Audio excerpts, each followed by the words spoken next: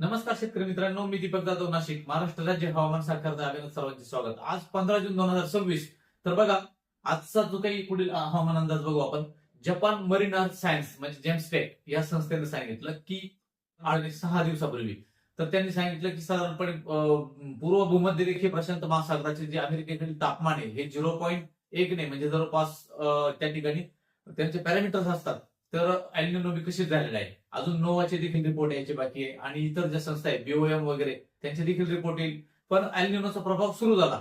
तर तुम्ही एक लक्षात घ्या मित्रांनो की काल एक व्हिडिओ बघितला. एका हवामान अंदाजकांनी असं सांगितलं की आम्ही एका ठिकाणी गेलो होतो आणि त्या ठिकाणी एक लाल कलरचा सरडा दिसला आणि आता खूप पाऊस येणार. याने काय होतं, शेतकरी फसला जातो. मराठवाडा आणि विदर्भ या शेतकऱ्यांना माझं आव्हान आहे की पाऊस आल्याशिवाय पेरणी करू नका. कुणीही धूळ पेरणी करण्याची गरज नाही. आणि मी हे 15 दिवसापासून सांगतोय, 15 ते 1 महिन्यापासून देखील सांगतोय की पाऊस आल्याशिवाय धूळ पेरणी करू नका. आणि अशा हवामान संस्थांचे जे रिपोर्ट येतील अपडेट कडे लक्ष राहू द्या की बघा, एल प्रभाव असल्यामुळे यंदा पाऊस हा कमी दिसतो. तर त्या काळामध्ये आपण काळजी घेणं गरजेचं आहे. तर मित्रांनो बघा, आता त्या ज्यांनी सांगितलं की सरडा का रंग बदलतो, ह्या काळामध्ये सरड्याचा प्रजनन काळ असतो पावसाळ्याच्या सुरुवातीला. आणि नर मादीला आकर्षित करण्यासाठी काही नर सरडे हे आपल्या टेस्टेस्टेरॉन नावाचा हार्मोन्स त्यांच्यामध्ये उत्पन्न होतो आणि डोके लाल होते त्या काळामध्ये. म्हणून त्याचा या काळामध्ये डोके लाल होते आणि त्याचा आणि पावसाचा कुठलाही दूरदूरचा संबंध नाहीये. लक्षात घ्या. त्याच्यामुळे पाऊस तर येणार 100%, परंतु यंदा पावसात व्हेरिएशन राहायची शक्यता आहे. आणि आता पाऊस आल्यानंतर सोयाबीन आणि ज्या मकाच्या व्हरायटी आहे ह्या कमी पावसाच्या शोधा, की ज्या कमी पावसात येतील. त्याच्यामुळे शेतकऱ्यांनी हा अंदाज लक्षात घ्यायचा. आता सॅटेलाइट इमेज अंदाज बघूया आपण. तर बघा मित्रांनो, आजची जर सॅटेलाइट पिक्चर जर बघितली तर साधारणपणे पावसाची शक्यता ही अगदी नागपूर, गोंदिया, गडचिरोली, चंद्रपूर, यवतमाळ या भागामध्ये दुपारनंतर पावसाची शक्यता या दिसतात.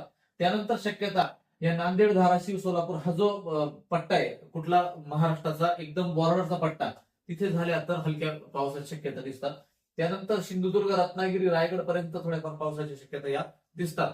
अन्यथा इकडे मराठवाड्याचा मध्य भाग, जालन्यापासून इकडचा जो छत्रपती संभाजीनगर, जळगाव आणि नंदुरबार, धुळे, नाशिक या भागात पावसाच्या शक्यता ह्या खूपच तुरळक ठिकाणी जर लोकल क्लायमेट झालं तर होईल. शक्यता आजची ही नसली तर वॉटर वेपर बघा, पाण्याची वाफ ही पावसाकरता खूप गरजेची असते. ती फक्त विदर्भावर दिसते आणि आपला जो तटवर्ती भाग आहे त्याच्यावर दिसते. उत्तर महाराष्ट्राकडे पाण्याची वाफ आज दिसत नाही.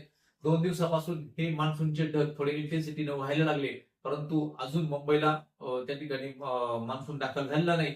पुढच्या 2-3 दिवसांमध्ये कदाचित त्या ऍक्टिव्हिटी बनू शकतात. आता पुढच्या स्लाइडवर बघू. मित्रांनो, महाराष्ट्रावरती प्रचंड वेगाने त्या ठिकाणी पश्चिम घाट सहित कोकणासहित बऱ्याच जिल्ह्यांमध्ये जोरदार हवा वाहत आहे. तुम्ही बघू शकता. आणि ही हवा का वाहते? हवा येते ज्या वाळवंटी प्रदेशातून, ती कोरडी हवा आहे, त्याच्यामुळे पाऊस नाहीये. बघू शकता तुम्ही ह्या इतक्या दूरवरून हवेची ही डायरेक्शन मॅप आपण आयएमडीचा बघितला तर साधारणपणे बघा, तुम्ही जर बघितलं तर एवढ्या दूरवरून वाळवंटी प्रदेशातून जी काही येते त्याच्यामुळे हवेचा प्रेशर इतका आहे तर 45 ते 55 किलोमीटर प्रति तास इतक्या वेगाने असल्यामुळे पावसाला खंड पडतोय. खालचा जो प्रेशर आहे हवेचा तो जो मान्सून वाऱ्यांना रोखतोय. त्याच्यामुळे पुढच्या 3-4 दिवस तरी सिस्टम दिसत नाही. आता बघा, साधारणपणे ही इमेज जर बघितली आपण तर 15 तारखेची, तर आपण जर 24 तारखेची इमेज जर बघितली तर बघा, 24 तारखेला 24 जूनची, तर संपूर्ण भारतामध्ये या ठिकाणी बघा जवळपास जे मान्सून वारे ते वाहताना दिसतात आणि वाऱ्याची दिशा देखील पश्चिम पूर्व होते त्या काळामध्ये. म्हणून कदाचित 24 तारखेचं दिसतं तर 20 तारखेपासून ज्या पावसाच्या शक्यता आपण सांगितल्या आहेत ते ह्याच कारणामुळे की कदाचित महाराष्ट्रावरती ढगाळ वातावरण होईल आणि हा जो फ्लो आहे तो विंड फ्लो हा त्या ठिकाणी कमी होताना दिसतो.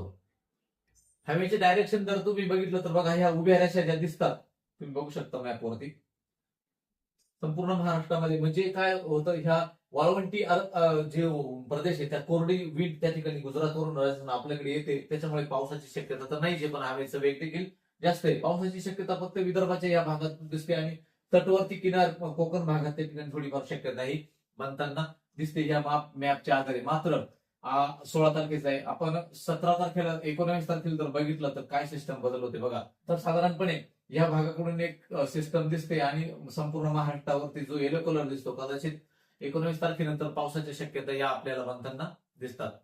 त्यामुळे मित्रांनो लक्षात घ्या, आज जवळपास 15 जून 2026, तर 15 तारखेपासून ते 19 तारखेपर्यंत राज्याच्या वेगवेगळ्या जिल्ह्यांमध्ये दुपारनंतर पावसाच्या शक्यता या बनताना दिसतात. परंतु उत्तर महाराष्ट्र, नंदुरबार, धुळे, जळगाव आणि नाशिक हा जो पालघर हा जो एरिया आहे, या एरियामध्ये हवेची स्पीड खूप आहे.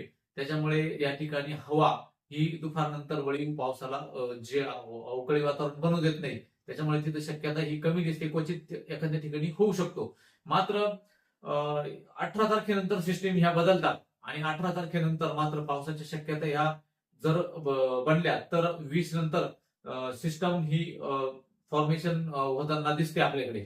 20, 21, 22, 24 जसं जसं पुढे जावं मॉडेलनुसार तसं तसं पावसाचं प्रमाण हे वाढताना त्या ठिकाणी दिसतंय मॉडेल आधारित. परंतु लक्षात घ्या, ज्या जेम्सटेकने सांगितलं की एल निनो विकसित झाला आहे, नोवाचे देखील रिपोर्ट येतील आणि सर्वांचेच रिपोर्ट येतील आता, की जर भविष्यामध्ये जर एल निनोचा प्रभाव हा 2 पर्यंत गेला, 2.5 पर्यंत सुपर एल निनो झाला, तर आपल्याला बंगालच्या उपसागरातून येणाऱ्या जे काही लो प्रेशर ते भेटणार नाही.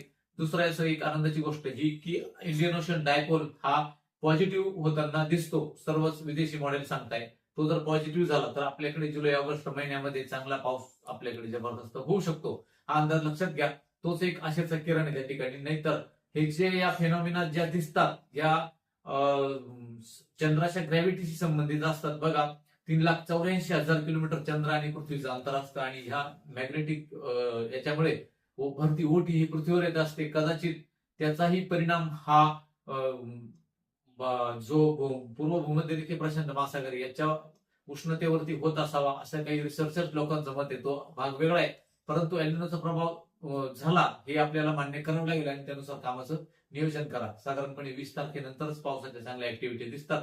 त्याच्या आज जर झाला तर वळीव क्वचित ठिकाणी होऊ शकतो. धन्यवाद.